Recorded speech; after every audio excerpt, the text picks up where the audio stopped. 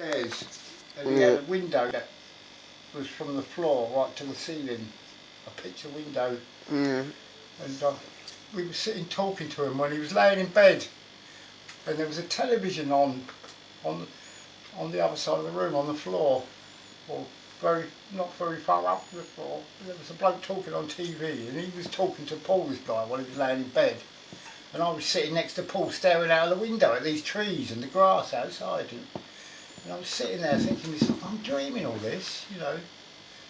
And it was really vivid. And Paul was sitting talking to this guy, you know, about what he did with his life and that sort of thing, you know.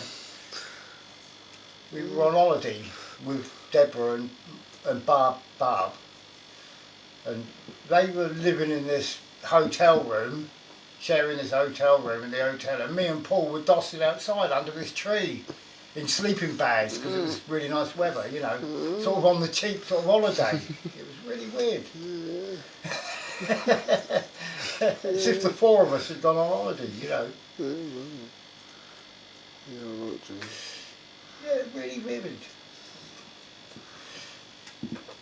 You know, we're sitting talking to this guy who's laying in bed talking to us, this young fella, you know, complete stranger. You know, I don't even know what his name was. No, I've only had one dream like that, and that was just I was just crossing a road outside the school in Middle Park Way, and this other bloke was crossing the road opposite, like adjacent to me, and he's staring at me like that, and I didn't even have a clue who he was. Not a single clue. That really weirded me out. I dreamt one night I was sitting on the floor in someone's living room, and there were all these people sitting on the floor, all men, mainly with beards. Youngish, you know, middle-aged men and older men, but most of them had beards. And we were all sitting on the floor. There must have been about 8 people sitting on the floor at least. And I started talking to this guy who was sitting next to me, this guy who had this middle-aged guy with a beard. And I said to him, have you heard the one about the anteaters that go into the restaurant? And he went like that and pointed down. And there was this old boy of about 60 odd or 70 laying on his back with a white beard sort of thing, snoring away, sleeping next to me. And I started telling the joke about the aardvarks, you know, about widely long faces, that one. And I told him the whole joke. I remember telling him the whole joke, and I said, widely long faces. And he burst into laughter, loud laughter sort of thing. Went, ah, and then I woke up. You know, obviously I woke the old boy up, you know what I mean? But I woke up just as he laughed, you know, just after he laughed. It was really weird. And it was a really vivid dream. And everyone who was in the room, sitting on the floor, I didn't know from Adam, honestly. None of them. I get really, you know, really weird dreams like that, and they're always complete strangers. Yeah. I had a dream the other night, I just cannot remember anything about it. It was a good one. All I can remember is the front door. Yeah, it's weird when you know you've had one and you can't remember it. As soon as you start waking up, it goes as you wake up, doesn't it? Recedes from your memory until you can't remember it. You remember it fully just before you wake up, and as you wake it up, it disappears. So by the time you're fully awake, you've forgotten it, or most of it. The weirdest thing that ever happened to me was when Mum reckoned I was hallucinating, so I was tired, but I didn't know if I was asleep or not. But I'd gone to bed and I had this little TV on next to me bed, and it was when Stephen Hendry was turning up for the snooker championships against Davis. Yeah. And he was driving in a limo towards the Crucible. Oh, yeah. Or wherever it was. Yeah. And he was looking out the limo window. This was, you know, what would probably have happened anyway. But I was out there watching it, and he looked out the car window and went, go to sleep, like that. Like, it freaked me right out. And as he did that, I turned round to hide, like, from the TV, and all my books started falling off me bookshelf onto me legs, like that. And so, anyway, I went screaming downstairs.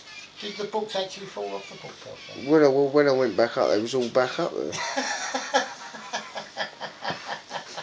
Crazy, eh? Yeah. So I don't know whether I'd hallucinated it. I dreamt one night that someone threw a pillow full in my face, and I felt it hit me in the face. You know, completely. Weird, isn't it? Yeah. Yeah. That's what I It mean. woke me up. Yeah, you don't know if you're half awake or half asleep, sort of thing. Yeah, I must have been like running. Plus, I was woken up in the middle of the night, gone to switch the light on, and it's not worked. Yeah. You know, so I've got out of bed, gone to switch the wall light on by the door, and that's not worked. And then I've heard a sort of thing in the room, sort of thing. And then I've woken up. I thought, fuck me, I was dreaming. Gone to switch the light on, and it's not worked. And I thought, oh, fucking hell. Got up, went to the door, went to switch the wall light on, and it didn't work. And then I went, and then woke it up again. God, yeah. Gone, you know, properly this time, sweating like fuck. You know, I'd actually thought I'd woken up and tried to switch the light on, and I was still asleep. You know, and I thought I was actually awake. That scared the shit out of me, that did. That's that is the scariest one I've had so far, I think. When I really thought I was awake. You know, it happened again. Yeah, oh. It's like that horror movies, isn't it? Oh, Christ. They wake up. Scared the fucking living daylights out of me. They wake up and they've only got half the legs. Yeah. And then, the third time I woke up, I went to switch the lamp on and it worked. I was awake, you know. But fucking hell. You know, when I realised, you know, I was fucking shitting myself.